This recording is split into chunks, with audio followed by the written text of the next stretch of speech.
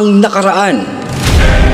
Muling nagbabalik ang grupo ni Mang Berto upang tapusin ang naantalang pakikipaglaban sa mga angkan ng mga nakakapangilabot na mga nilalang.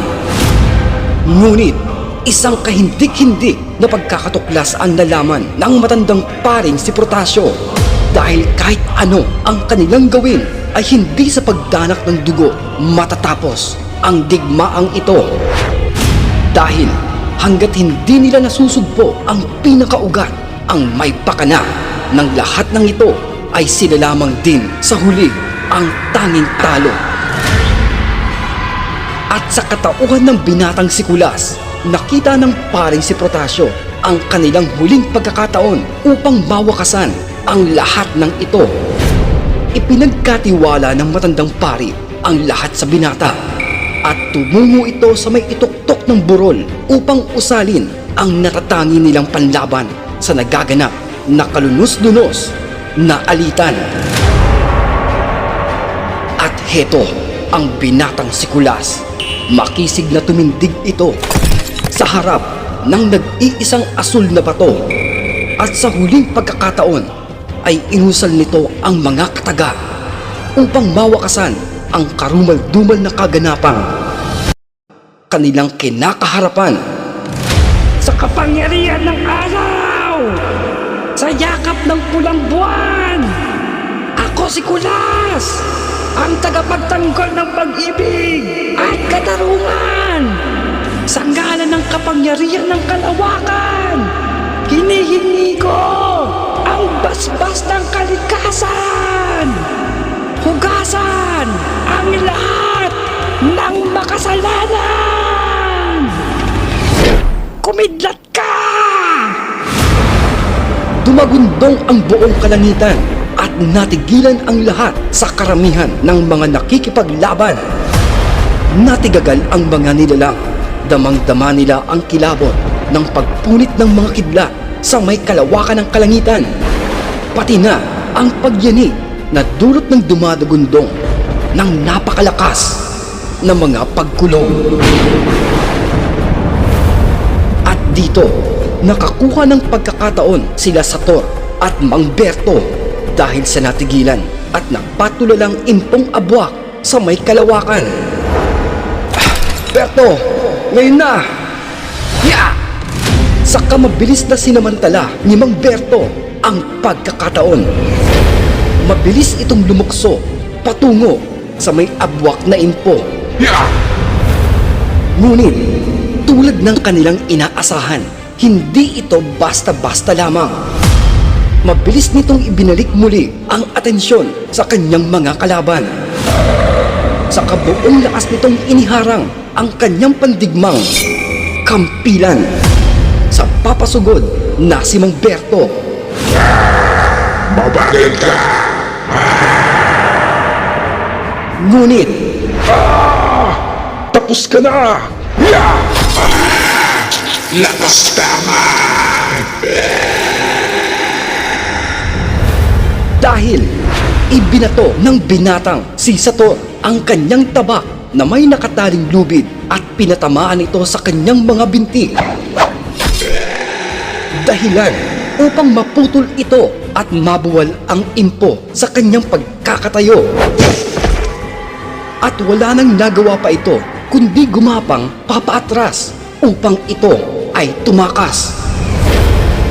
Dahil nangangailangan pa ng ilang sandali upang ipamalas nito ang pambihirang kakayahang manumbalik ang anumang mapuputol na bahagi ng kanyang katawan. Na dito naalala ni Mang Berto ang habilin ng ermitanyo. Berto, iisa lamang ang natatanging paraan upang tapusin ang buhay ng impo. Pugutan mo ito ng ulo at dalhin mo ang kaputol nito sa may ituktok ng bundok kung saan mo kinuha ang luha ng bakunawa, at gamit ang iyong pambihirang bagong sandata ay itarak mo ito sa may lupa upang tawagin ang natutulog na bakunawa. At sa kanyang muling pagsilay, ay iharap mo ang kanyang ulo upang kainin ito. Sapagkat kahit na maputol mo ang kanyang ulo, ay muli lamang itong mabubuhay dahil ito ang kanyang kakayahan. Kung kaya magpasa hanggang ngayon, wala pang nagtatagumpay na mabawian ito ng kanyang buhay. Kung kaya wala nang inaksaya pang pagkakataon ang Ginoong si Mang Berto. Gamit ang kanyang bagong sandatang, ang mapinsalang pinsawali, itinarak niya ito sa magkabilang braso ng humahangos na impo.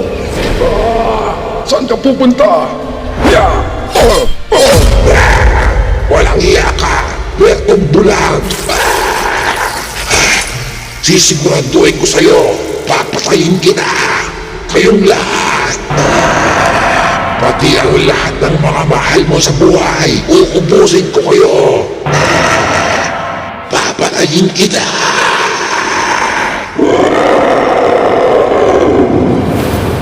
Na dito, mas nanggigil ang Ginoo. Tila nawala ito sa kanyang sarili. Nang maalala ang pinakamatalik na kaibigan, ang pinakamamahal at pinagkakatiwalaang kalabaw na si Berto!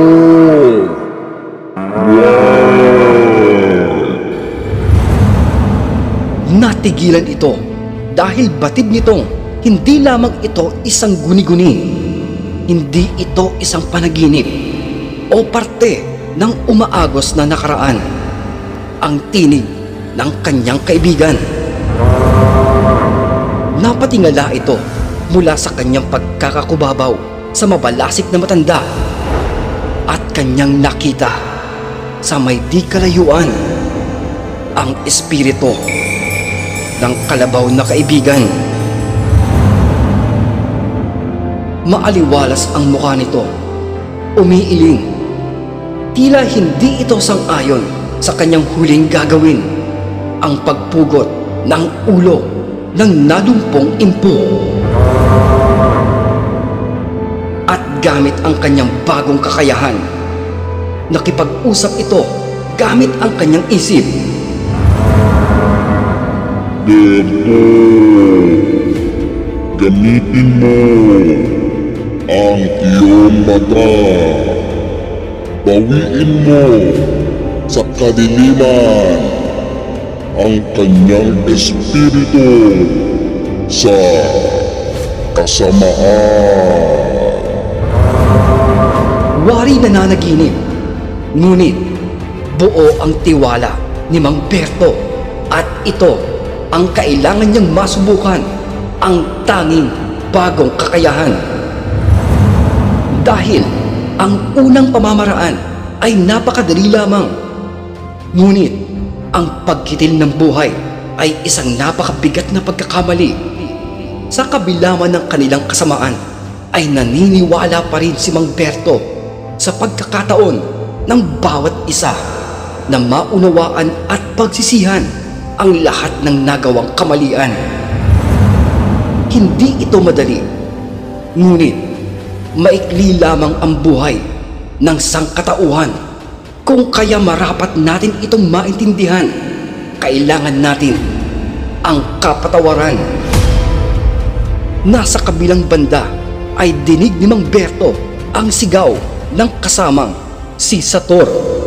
Berto! Itigil mo yan! Tapusin mo na ang matanda! Madali! Tumatakbo ang oras! Berto! Subalit, heto ang Ginoo.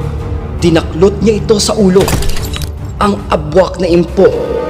Sa kamariin na hinawakan nito ang muka ng matanda. Yumukod ang Ginoo sa kalumapit ng maigi. At sa huling pagkakataon, itinutok nito ang kanyang mga mata sa may matanda. Hindi malaman ng matandang aswang ang kanyang gagawin, ngunit ramdam ng nasa katauhan nito ang papalapit na katapusan. Hindi! Hindi! Itigil mo yan! Wag! Wag! Lumayo ka! Lumayo ka sa akin!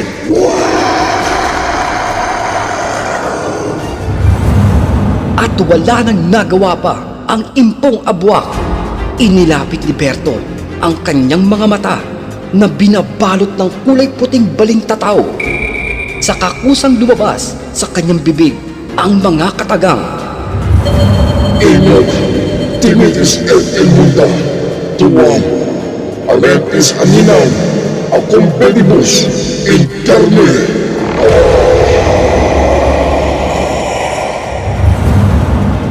At umilaw ang kanilang mga mata nang magtama sa isa't isa.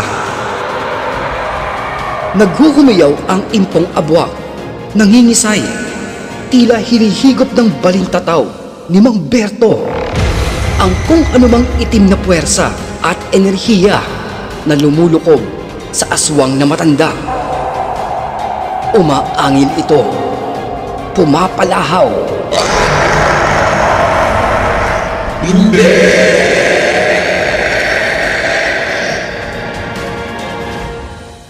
At heto ang binatang si Kulas.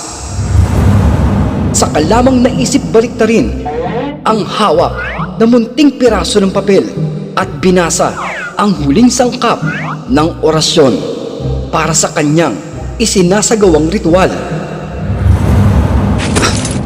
Ano to? Amen? Aray ko! Sa isang kisap mata, kasabay ng huling sigaw ng nilalang ay ang pagdagundong ng kalangitan, pati na ang pagsagitsit ng mga kidlat at pangingisay ng kawawang si Kulas. Buwisit ka! Tatangkal mo! Aray ko! Halos matostado sa sunod-sunod na pagtama ng kidlat ang kawawang si Kulas na kahit anong pilit itong makatakbo ay hinahabol at pinapatamaan pa rin ito. Aray ko! Tama na! Aray ko! Ayoko na nga eh! Pakontento ka na sa isa! Aray ko! Ayoko na! Pangako! Hindi na ako mangungupit sa may lamayan! Aray ko! Samantala, natigilan sa pagsugod sila Balete, Minos, Sator, Pestre at Mang Berto, habang napapangiti naman ang matandang pari na si Protasio. Tagumpay! Maraming salamat, O Panginoon! Maraming salamat at hindi mo pinabayaan ang iyong mga anak. Maraming salamat! Ika ng matanda habang nakatanaw sa may tuktok ng burol at binamasdan ang kawawang si Kulas na hinahabol pa rin ng mga pagkidlat. Papatayin kitang kalbo ka! At heto naman ang batang si Pedro. Gigil na gigil itong tinutugis ang isang nilalang na kanyang namumukaan. Hindi ako unado! Hindi lang talaga ako mahilig sa gulay!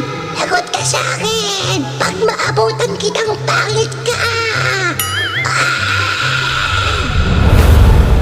Subalit, natigilan ito ng kanyang masaksihan na ang mga nilalang na inabutan ng pagpatak ng mga ulan ay umuusok. Tila nasusunog. Umaangil at umigiyaw sa labis na sakit, kung kaya minasdan nila ang buong paligid. Gayun din ang mga kasama nito, saka inakbayan ito ng kutserong si Mang Pestre. Tapos na ang labanan na ito, bata. Nagwagi muli ang kabutihan laban sa kasamaan. Nahugasan na ang kanilang mga katauhan. Inuhubad ang kung anumang lumulukob sa masamang epekto na nakapaloob sa kanilang kalooban. Tapos na tayo dito, bata. Ang galing mo, ha? Kakaiba ka. Pero kinaalak kita eh. Ako po! Baka po! Sa kabilang kwento yun! At ika pa ni Sator habang nakatayo ito sa tabi ni Mang Berto. Habang kanilang minamasdan ang umuusok na impong abwak. Tama nga ang aming hinala. Hindi ito normal na kanilang pag-atake lamang.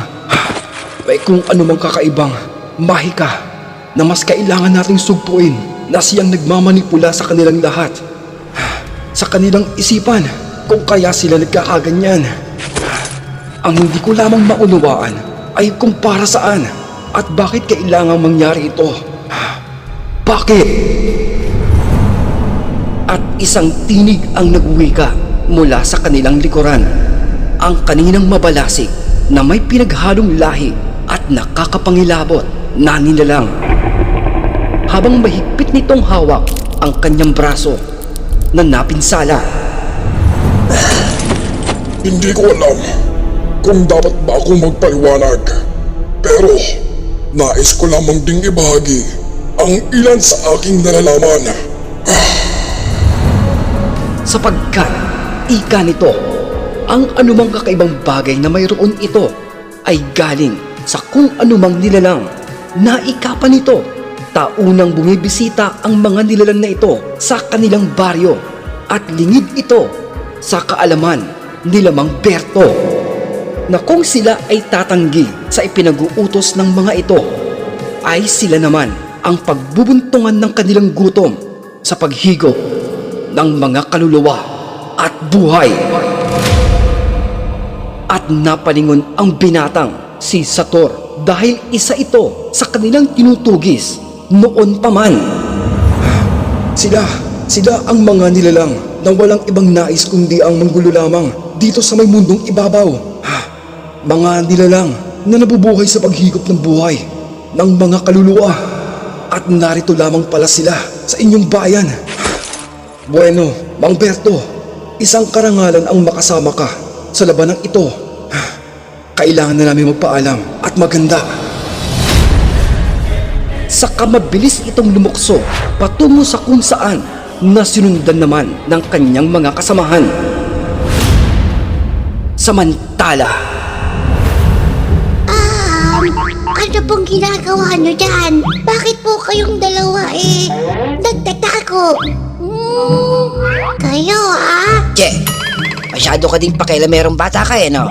Yan ang papala mo kakadikit mo dun sa may gusgusing kaibigan mo Saka, di pa ako handa. Ang tagal kong inipon yung mga kalokohan ko, no? Next time na. Bakit yung kasama mo po natamawo? Bakit naman po siya nagtatago? Ewan ko dyan. Ay, masyado to sadyang ganyan talaga yung mga yan Maarte kasi yan sa tubig Ayaw nang di galing sa kanilang bukal. Aray ikaw tamawo, nakakailang ka na Huwag mong sabihing malaki ka. Talagang malaki ka lang talaga. Nako. at hindi nakaligtas sa paningin ng paslit, pati na ang nagsisiksikan sila Minos at Balete sa isang punong kahoy, kung kaya pinasaringan ito ng ermitanyo. Hoy! Huwag nyo nang hintayin lumapit yung batang yan sa inyo. Maligo na kayo nang mabawasan naman yung kasalanan nyo. Nako! Sa dami ba naman ang pinagdiskitahan nyo dyan sa may gubat na nililigaw nyo? Baka naman kailangan nyo magbawas-bawas ng kasalanan. Maghugas na kayo. Ha? Ayoko nga. Baka mapasma ako, no? Masusunod na. Uulan din yan ulit. Masyado ka rin, no? Ikaw nga kahit hilamos, hindi mo ginagawa. Subalit, isang galit na boses ang pumailan lang sa buong kapaligiran. Nasaan na yung matandang kalbo na yan? Lumabas ka dyan! Hoy, magdahan-dahan ka nga sa pagsigaw ng kalbo. Nasasaktan yung napapanot na tikbalang dito. Aray! Parang binibiro ka lang Ipakalbo na kasi yan. Che! Kailan ka nakakita ng kalbong kabayo? Aber, naku! Tsaka, sayang yung kulay ng buko, no? Huwag nyo na lang pakialaman. Yung mga poknat ko dyan. Tsado rin kayo, no? Manahimik kayo! Inabas niyo yung matandang budol-budol na yan! Kung alam ko lang na ganun pala yung mangyayari sa akin eh, kung sinong aakit ng burol. Eh di sana nag-diet na lang ako, di ako naniwala dun sa may buladas na matandang yun. Na natatawa na lamang at inakbayan ito ni Mang Berto ang umuusok pa rin na binatang si Kulas. O siya, tama na yan. Halina, tapos na tayo dito. Wala na nga yung mga nilalang dito. Tayo na lamang ang naiwan. Saka, Kulas, ituloy mo ng iligo yan. Amoy sunog na daga ka eh. Ang sangsang. O siya, halina.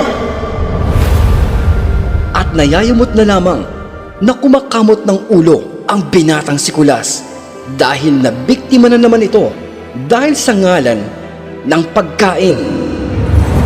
Pero Kuya Kulas, bagay sa'yo. Taas-taas yung buhok mo. Ayaw mo nun. Hindi mo na kailangan pang gamitan ng itlog. Tuwid na tuwid, oh. Umuusok pa. Pambihira. Che! Tigilan mo nga akong tiyanak ka. Mang Berts, baka naman. Tapos naman na yung labanan natin dito. Baka pwede naman na. Alam mo na, patikim naman kami ng mga pangmalakasang luto mo. Gutom na talaga ako eh. Sige na, Mang Berts. Hey, o siya, halika na. At kailangan na nating ipahinga ang lahat ng ito. Halina mga kasama. Kung kaya, buong galak nilang tinungo ang kabahayan ni Mang Berto upang kahit papaano ay makapagdiwang ng kanilang tagumpay at maipagpatuloy ang simpleng pamumuhay.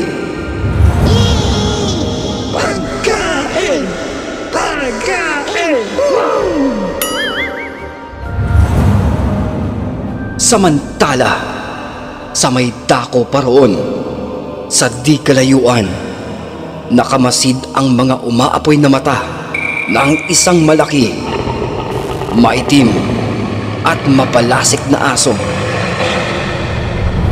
Kumaripas ito ng pagtakbo, pabalik sa kanyang tatlong amo na kasulukuyang pinahihirapan ang dinukot na impong abwak. Ginawa ko naman ang lahat ng aking makakaya. Pero, sadyang malakas talaga at mahusay ang kanilang grupo. Patawad. Hindi. Wala nang ibang mas malakas, mahusay at mas mataas. Kundi kayo lamang. Tanging, teka. Awan mo na. Wag. Awan mo na. Wag. Awan mo na.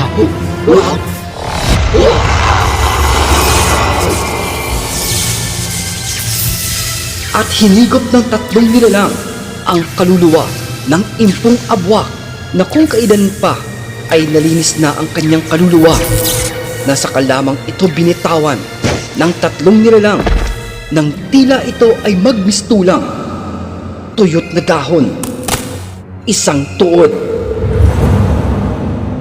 Saka humakbang ang isang nilalang upang tanawin sa may di kalayuan ang lumilisan na grupo ni Mang Berto.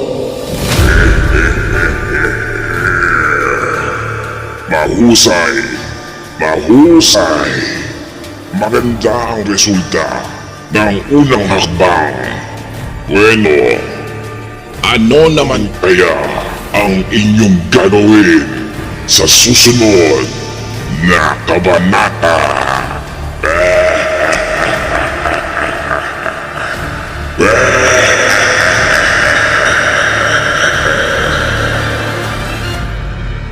Lumingon ang kasama nitong nakasuot ng mahaba at kulay itim na abito at sa malalim na boses ay bumulong ito sa kanyang kasama. Saka iniabot nito ang nakolektang mahiwagang bagay. Ang makinang nagliliwanag, ang baluti ng engkantadong mensahero. Mahusay. Napakahusay. Ngayon, binhi ni Hermano. tingnan natin hanggang saan ang kaya mo.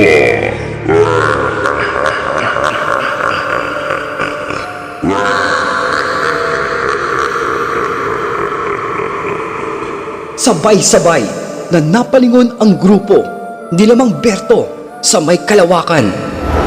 Dinig nila ang nakakapangilabot na pag-alingaw-ngaw ng kahindik-hindik na mga tinig. At kanilang nakita ang kulay dugong kalangitan, pati na ang haring araw na kasulukuyang binabalot ng kadiliman. Sa kabuong lakas na sumigaw ang binatang si Kulas sa huling pagkakataon. Bakbakan na! Itutuloy. Mga kaibigan, nais ko pong magpasalamat sa inyong walang sawang pagsubaybay sa ating munting channel at sa ating naitampok na serye ni Mang Berto at sa mga susunod pa. At bilang pagpapasalamat ko, tara, group hug tayo. Wala eh. Di ko kayo kayang mabigyan ng anumang panukuli eh. Di ko kayo kayang ilibre. Layo-layo ng bahay nyo eh. Tsaka kumakain pa kayo ng pancit canton with egg. Yun lang kaya ko eh. Hayaan nyo po, hindi po tayo titigil hanggat may mga taong malungkot, may mabigat na damdamin, maramot ngumiti, at nangangailangan ng konting saya kahit kaunting sandali. At mas dadalasan pa po natin ang paghahandog ng ating mga katangi-tanging mga kwento. Marami pa sana akong gustong sabihin eh. Pero, sa GC na lang. Kapag may time kayo, bulabugin niyo yung kaibigan nating si Janice na siyang pasimuno ng mga pambubulabog sa may live chat. Tatlo yan eh. Opo, mababait sila sa GC. Kahit madalas eh, wala naman ako dun. Sila lang talaga yung may ingay eh. Ayun nga po, at nais ko pong pasalamatan ng ating mga kaibigan na walang sawang nariyan, lalo na tuwing nasa may live chat premieres tayo. Kaway-kaway naman dyan. O siya, ang dami ko na namang sinasabi, wala namang pang-ayuda. O siya, hanggang sa muli, maraming salamat at magpapasalamat pa pong muli. Stay safe and fresh everyone, and stay awesome. Peace! Huwag pong mag-alala at ang iba pa nating mga naiwang serye ang atin naman pong tututukan at isasara para mas masaya. Diba? Yun lamang po. At marami pong salamat sa pag-antabay at pagsubaybay sa serye ni Mang Berto. At sa mga susunod pa, maraming salamat. Paalam!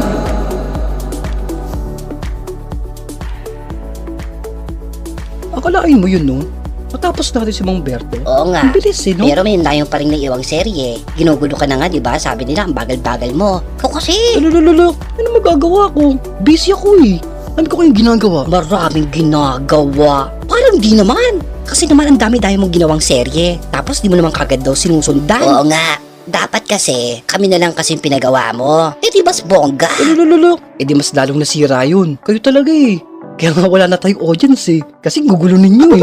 Bakit kami? Aba, kundi nga lang dahil sa amin eh. Walang maganda. Dito sa main channel mo, no? Kaya nga, kung di dahil sa amin, no? Naku, wala ka na talaga.